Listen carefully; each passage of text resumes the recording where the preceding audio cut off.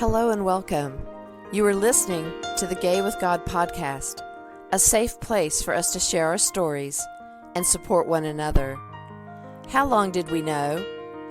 What challenges did we face? Did we lose our faith? When did we find our way back home? Or are we still searching?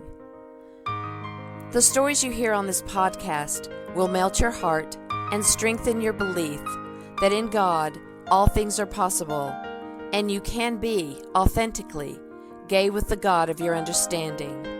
I am your host, Midge Noble, and I am very honored that you are here. Hello, everybody, and welcome back to the Gay with God podcast. I am Midge Noble, your host, and I appreciate you being with me today. Thank you for spending your time here at the Gay with God podcast. And of course, as always, I thank you for subscribing and sharing and being such a support to this podcast. So today we're going to talk a little bit about hope and how sometimes it feels like it's waning.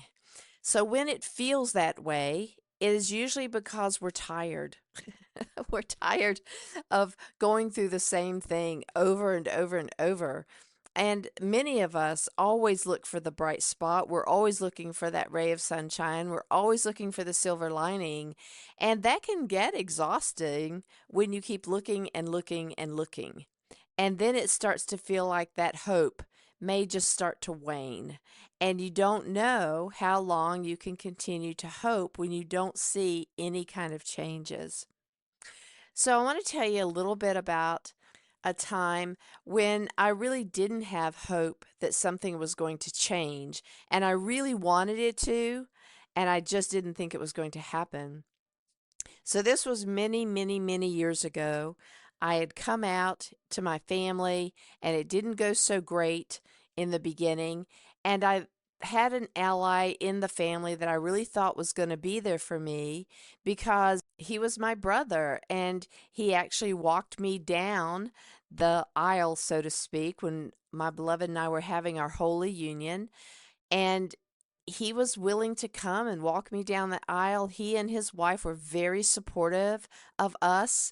They met us in our hometown one time for lunch. They drove all the way from their town, which was several hours away, to come here to have lunch with us and to support us because my dad took this information extremely badly, and my mom was upset about it, and of course I lost all the other sides of my family because of the deep, deep religious trauma that we all had been through and they were still clinging to.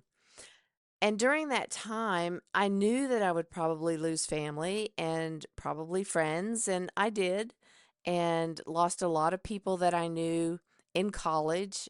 And so it was a time where I had to focus on basically who I was now claiming because I had always been gay. You guys know we were born gay.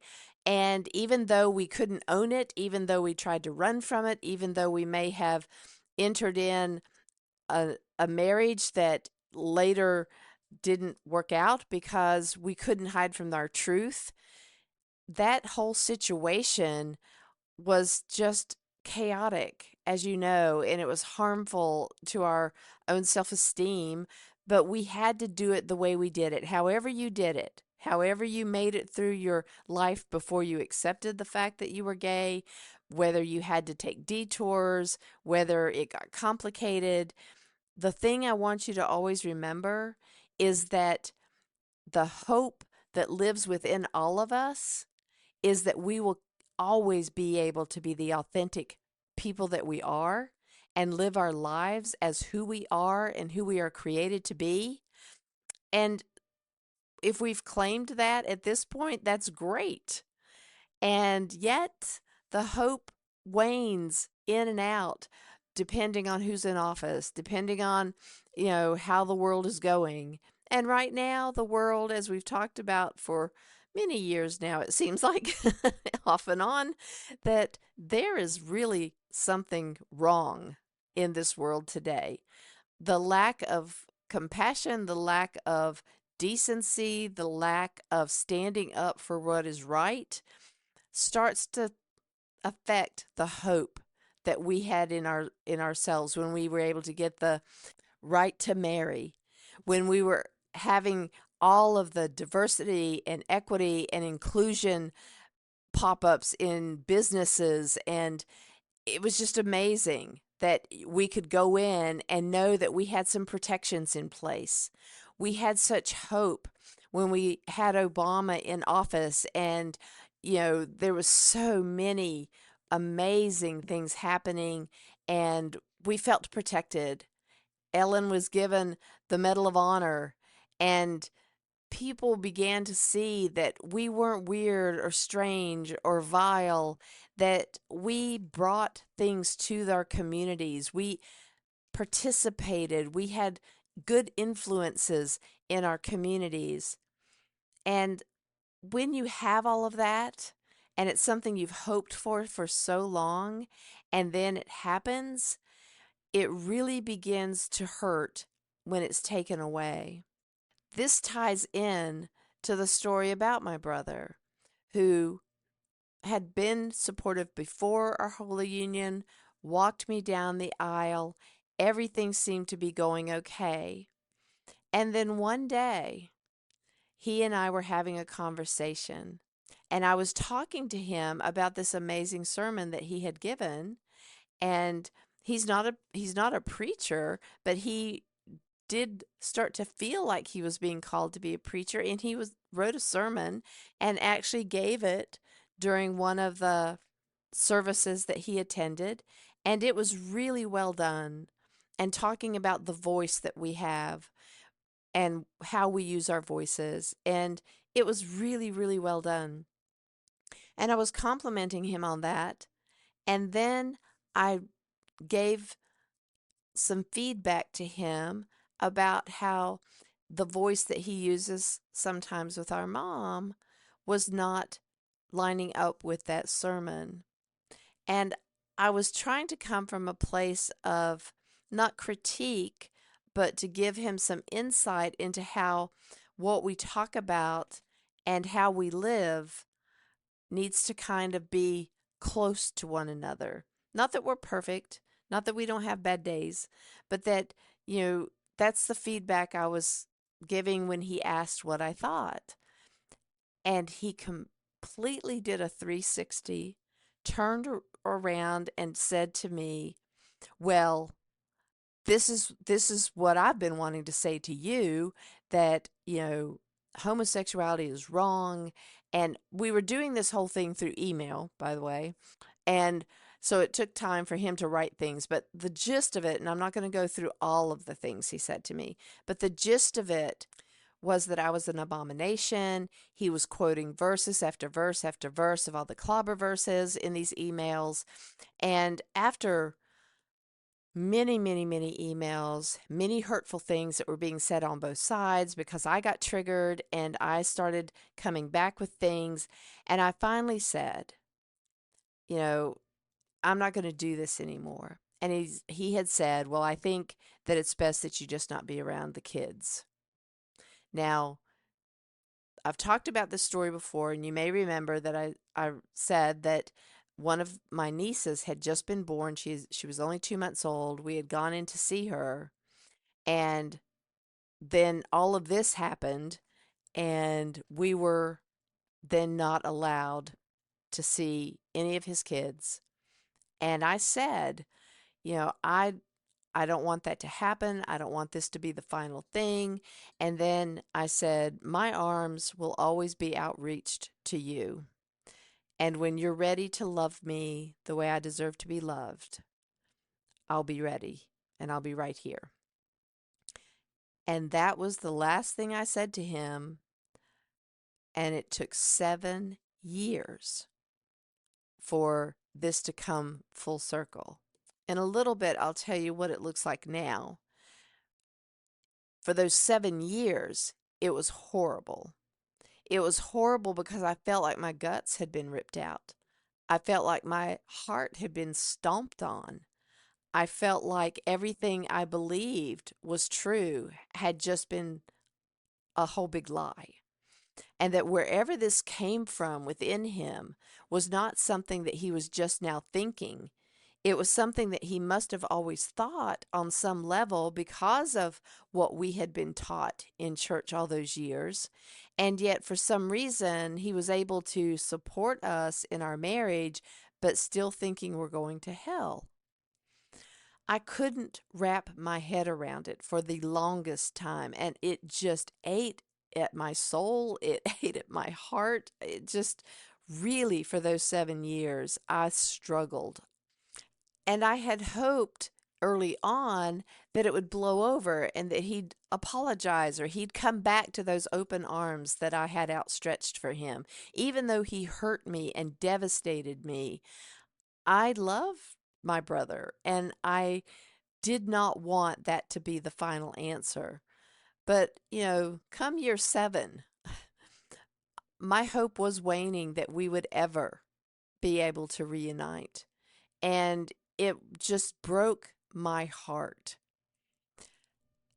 During that 7th year, there was some medical problems that my mom was having.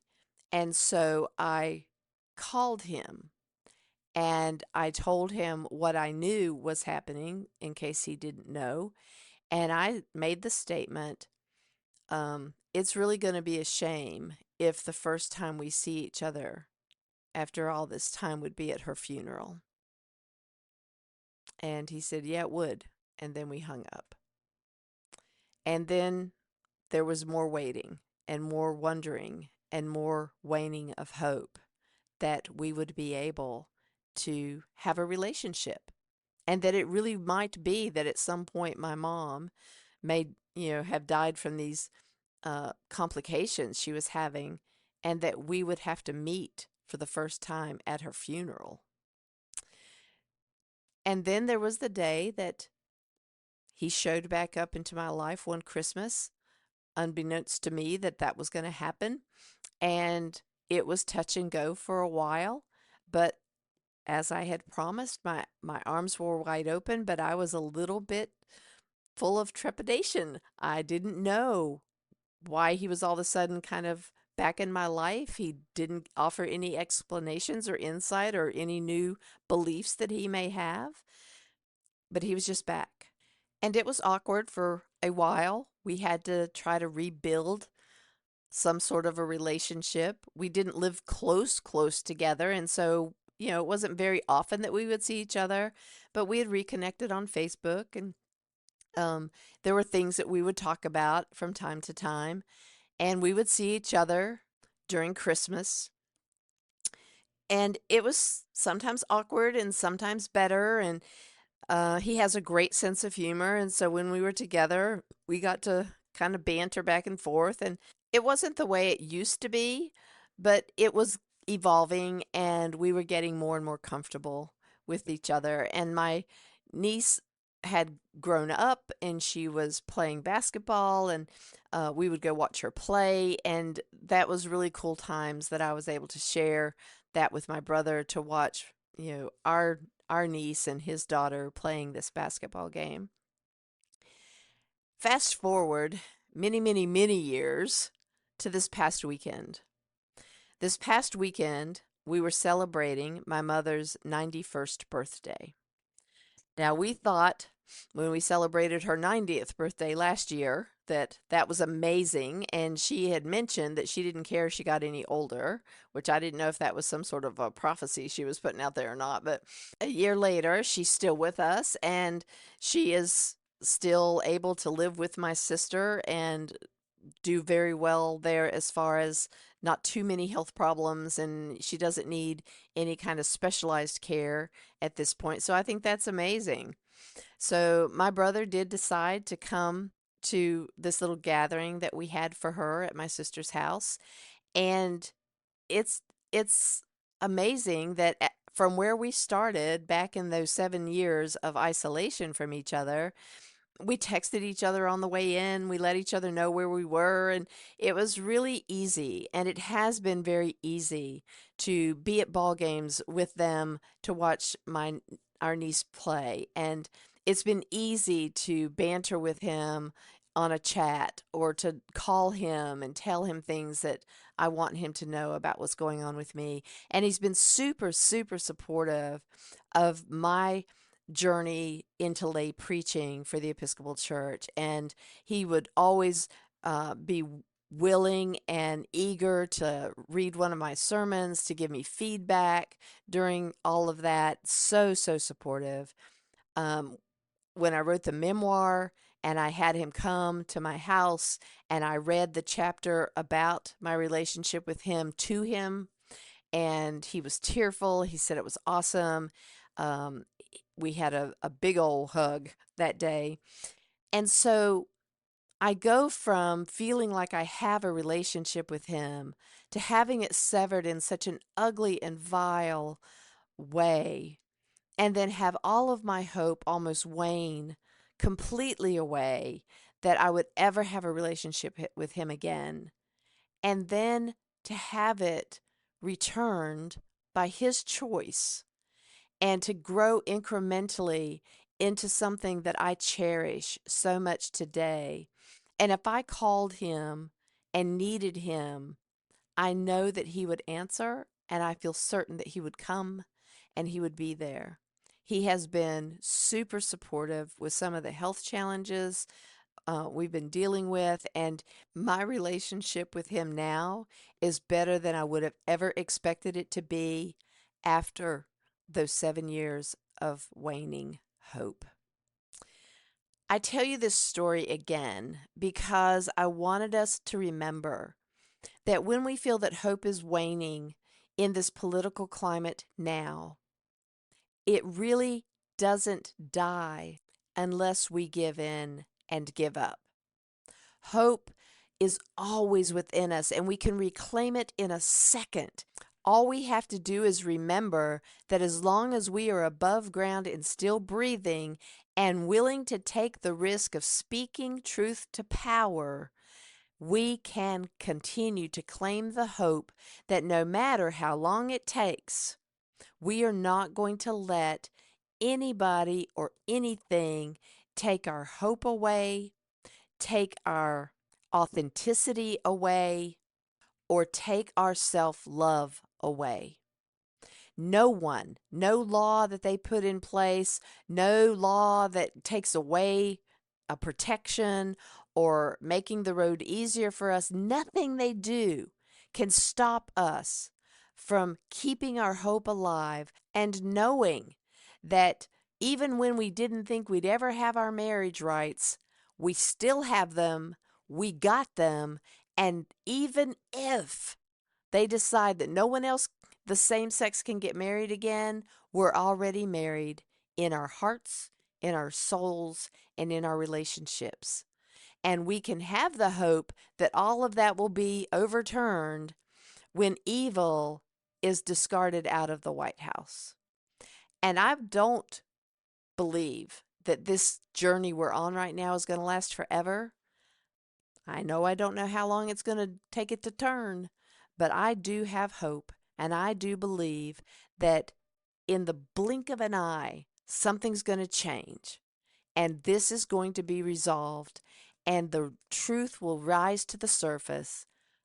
Hope that we've continued to kindle, and our belief that we deserve better will be the fuel to make it spark again.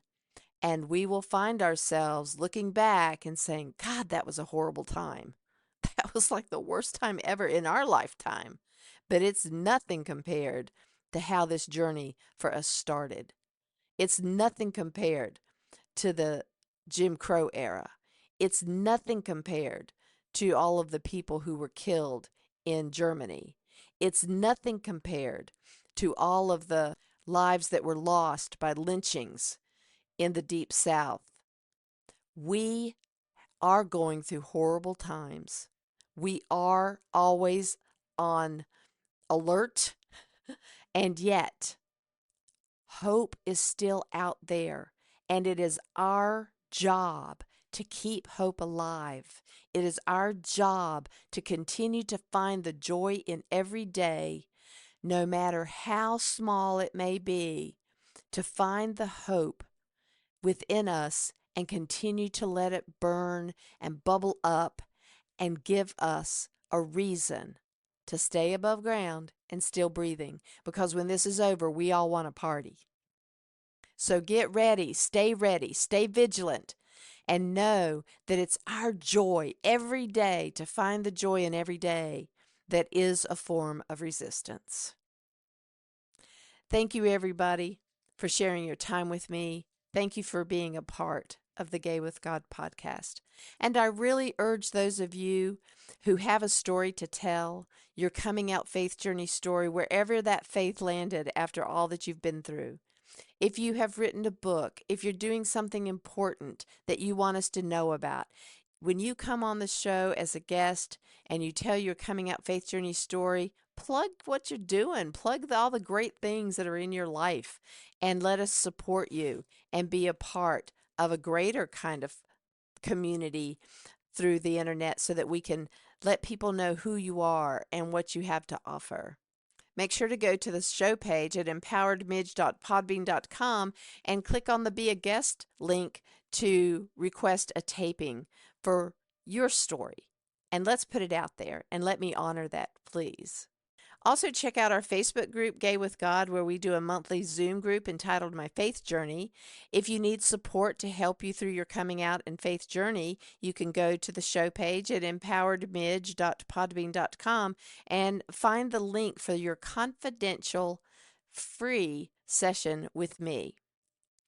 If you'd like a signed copy of my memoir, Gay with God, Reclaiming My Faith, Honoring My Story, you can find that at my website at gaywithgod.com. And you can also get the memoir anywhere that you purchase your books.